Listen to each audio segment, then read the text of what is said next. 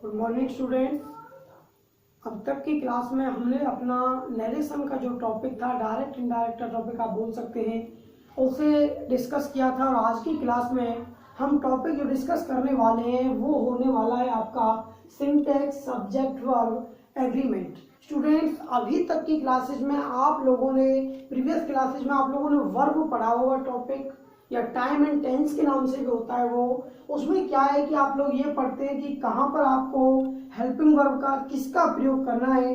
आज हम आपको उसका जो इनलार्ज फॉर्म है, उसका जो इनलार्ज रूप है, सिंटैक्स के नाम से होता है, ये कॉम्पिटिटिव इंग्लिश के काम आता है। ये टॉपिक हम आपको कराने वाले हैं। इसमें हम आपको सिखाने वाले हैं कि कहाँ पर किस हेल्पिंग वर्ब का प्रयोग होगा, किस वर्ब का प्रयोग होगा, और उसका प्रयोग करने के लिए किस फॉर्मूले का प्रयोग हम लोग करेंगे। तो इस टॉपिक में हम केवल सब्जेक्ट वर्ब एग्रीमेंट के बारे में पढ़ने वाले हैं, यानी कि क्रिया का कर्ता के साथ समझौता। तो स्टूडेंट्स, यदि हम इसे डिफाइन करें,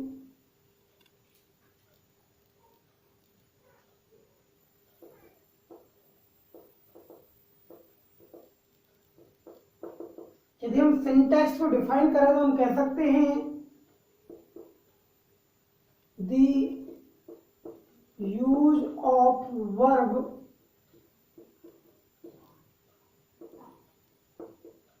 according to number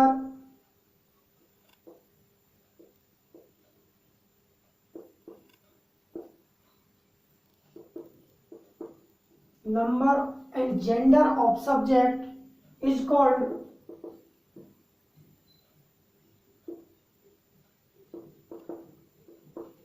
subject verb agreement. दूसरे शब्दों में हम कह सकते हैं कि सब्जेक्ट के, कर्ता के वचन और लिंग के आधार पर क्रिया का प्रयोग करना ही सब्जेक्ट वर्ब एग्रीमेंट यानी कि कर्ता क्रिया समझौता कहलाता है। तो स्टूडेंट, इसमें आपके जो बेसिक रूल्स होते हैं वो दो होते हैं।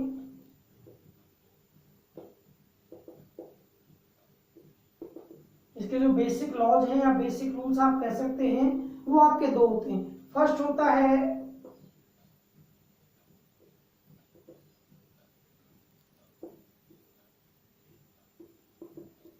सिंगुलर सब्जेक्ट के साथ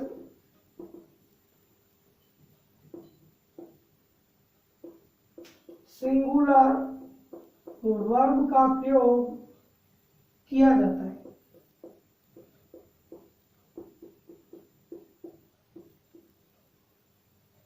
सेकंड हो जाता है आपका प्लूरल सब्जेक्ट के साथ प्लूरल वर्ब का प्रयोग किया जाता है।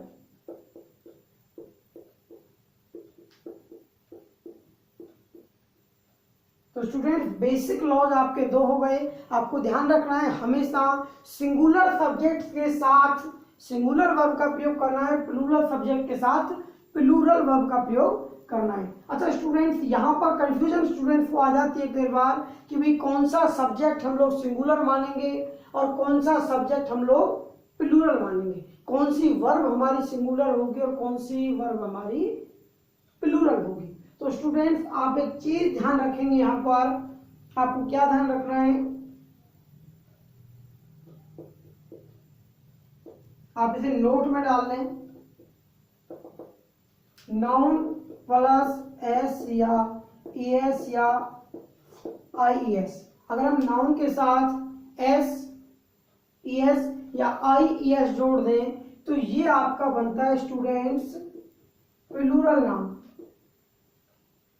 ठीक है, यदि हम लोग वर्ब प्लस एस या ईएस या आईएस यानी कि वर्ब के साथ एस, ईएस या आईएस जोड़ दें तो ये बनती है आपकी सिंगुलर वर्ब।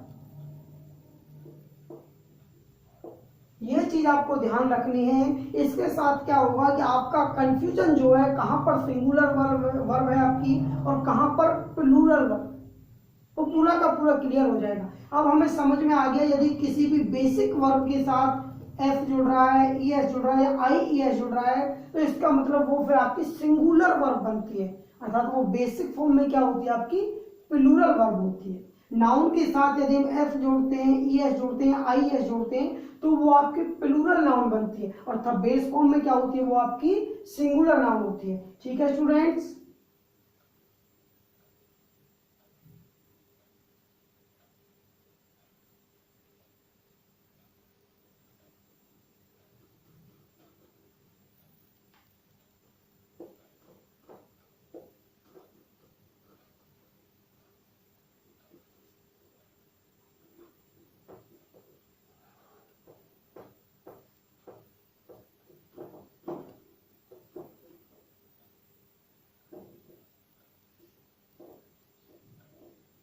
तो स्टूडेंट्स अब आप लोग सिंगुलर सब्जेक्ट नोट करेंगे।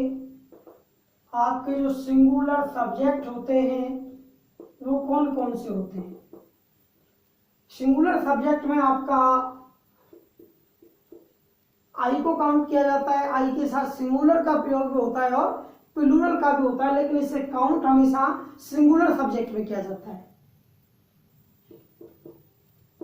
यू, ये आपका सेकंड पर्सन प्रोनाउन है, हमेशा प्लूरल में ही प्रयोग होता है लेकिन सेकंड पर्सन में सिंगुलर सब्जेक्ट नहीं होता है, तो इसलिए इसे सिंगुलर में भी काउंट कर लिया जाता है।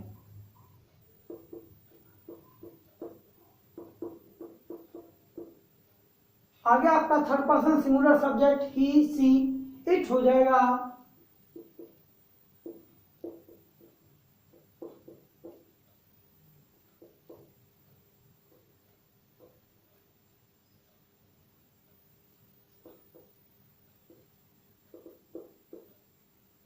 तो स्टूडेंट्स आपके जो सिंगुलर सब्जेक्ट होने वाले हैं वो होने वाले हैं I, you, he, she, it, Ram, Sita, the boy and the girl. ये आपके सिंगुलर सब्जेक्ट होते हैं। यहाँ पर दी बॉय या दी गर्ल अर्थात किसी लड़का लड़की और राम सीता यानी कि किसी भी सिंगुलर व्यक्ति का, किसी भी अकेले व्यक्ति का नाम जो आपका मैस्कुलिन जेंडर में भी हो सकता है, फेमिनिन जेंडर में भी हो सकता है।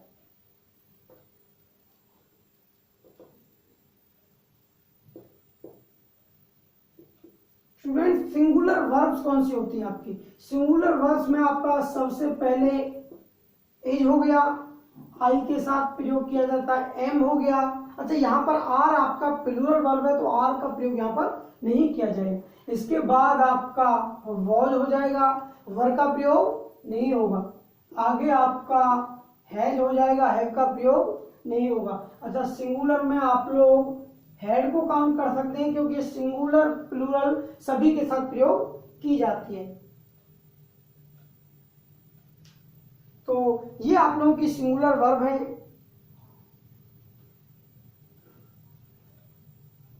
और इसमें आपका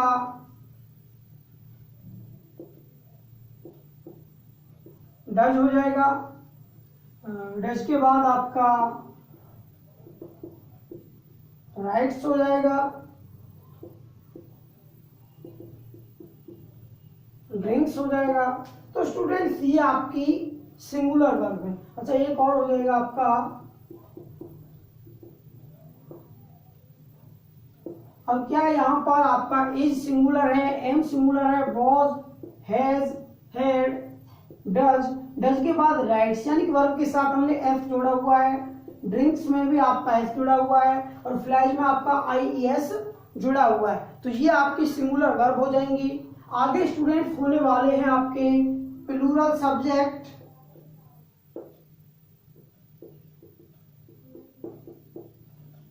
प्लूरल सब्जेक्ट में जो आपका सबसे पहले आएगा वी, सेकंड पे students you, they,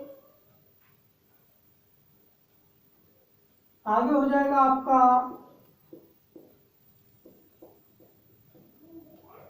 Ram and Shyam यानी कि एंड से जुड़े हो दो सब्जेक्ट आपका।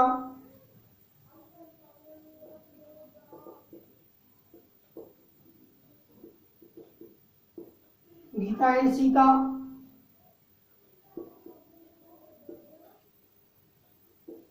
दी बॉयज, दी गर्ल्स। यानी कि इस प्रकार के सब्जेक्ट यदि आपको मिल जाते हैं तो वो आपके प्लूरल सब्जेक्ट्स होंगे। ठीक है, इससे आगे होगा आपका plural verb. Plural verb, plural verb में आपका जो प्रयोग किया जाएगा वो किया जाएगा are, verb, do, write, have,